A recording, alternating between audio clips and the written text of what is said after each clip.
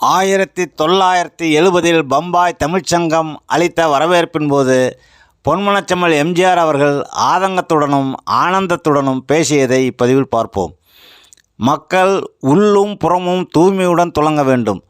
புறத்தே நல்லவனாகவும் உள்ளத்தே வஞ்சகனாகவும் இருப்பது தகாது. சிறு வயதில் நான் பட்ட துன்பங்களை, அனுபவித்த கஷ்டங்களை நான் மறக்கவில்லை. நான் தமிழகத்திற்கு வந்தபோது குடியிருக்க எனக்கு குடிசை கூட கிடைக்கவில்லை. இதனால் தான் பிறரின் கஷ்ட நஷ்டங்களை என்னால் நன்கு உணர முடிகிறது. இதனால் தான் இயன்றவரை உதவி வருகிறேன். நான் இன்று மக்களின் அன்புக்கு இலக்காகி இருப்பதும் முன்னேற்றம் கண்டிருப்பதும் என்னை ஈன்றெடுத்து ஆளாக்கி விட்ட அருமை அன்னையை சேரும். என் தாய்க்கு எழுத படிக்க தெரியாது என்றாலும் ஸ்லோகங்கள், பிரார்த்தனை, கீதங்கள் இவற்றில் யாராவது தவறு செய்தால் உடனே அது தவறு, இதுதான் சரி என்று சுட்டிக்காட்டும் அளவிற்கு அவைகளில் தேர்ச்சி படைத்தவர். ஏதோ எனக்கு சில நற்பழக்கங்கள் இருப்பது என் தாயால் தான். என் இறந்து போன தாயின் அன்பை இங்கே வீற்றிருக்கும் ஒவ்வொருவருடைய உள்ளத்திலும் காண்கிறேன். மன்னத் பத்மநாபன் கேரளத்தின் பிரபல அரசியல் தலைவர்களில் ஒருவர்.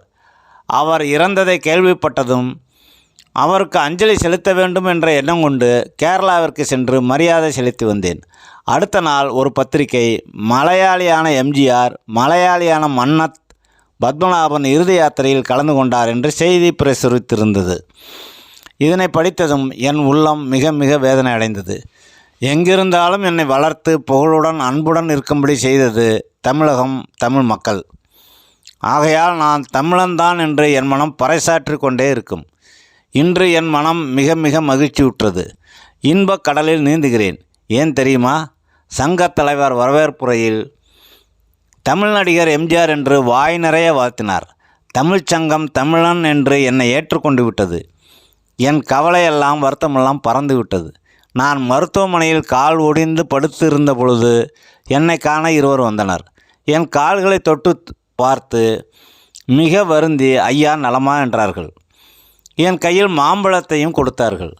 அவர்கள் கண் பார்வை அற்றவர்கள். எதற்காக இவ்வளவு சிரமப்பட்டு என்னை பார்க்க வேண்டும் என்று நான் கேட்டபொழுது, உங்களை பார்த்து விட்டு போக வேண்டும் என்ற ஆர்வம்தான் என்றார்கள். அவர்களின் அன்பு என்னை நெகிழ வைத்து விட்டது. அதேபோல் இங்கும் எனக்கு மாலை அணிவித்த தம்பி ஒருவனுக்கும் 2 கால்களும் முடம். இவர்கள் செலுத்தும் அன்பிற்கு நான் தகுதியா என்று தான் கேட்க தோன்றுகிறது. இவ்வாறு அவர் பேசியுள்ளார். தகவல்கள் பிடித்திருந்தால் லைக் செய்யுங்கள், ஷேர் செய்யுங்கள், கமெண்ட் செய்யுங்கள், மறவாமல் சப்ஸ்கிரைப் செய்யுங்கள். மீண்டும் ஒரு நல்லதொரு பதிவில் சந்திப்போம். நன்றி.